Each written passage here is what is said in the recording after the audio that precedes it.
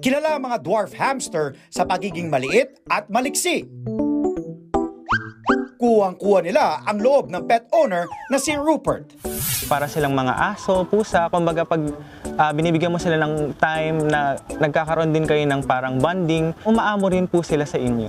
Independent sila, bigyan nyo lang po ng food, water, mabubuhay na po sila, ganyan.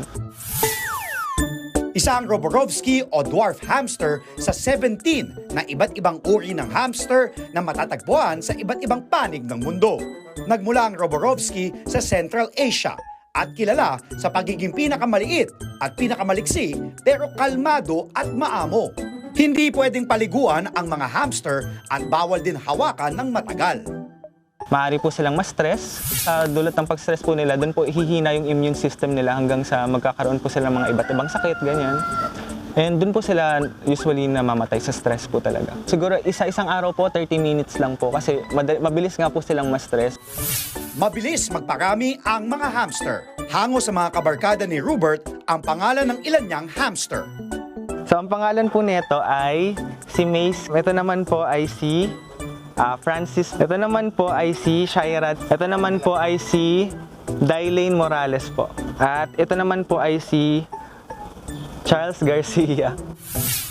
Sa kabila nito, low maintenance pa ring maituturing ang mga hamster. Nasa 500 pesos lang kada buwan ang dapat ihanda para sa pagkain at bedding sa mga ito. Ma-maintain nyo na po yung hamsters nyo po kasi sa una lang po talaga magastos pag bibili po kayo ng mga materyales nila. Nasa 200 hanggang 500 pesos ang presyo ng mga dwarf hamster depende sa kanilang kulay at kalidad.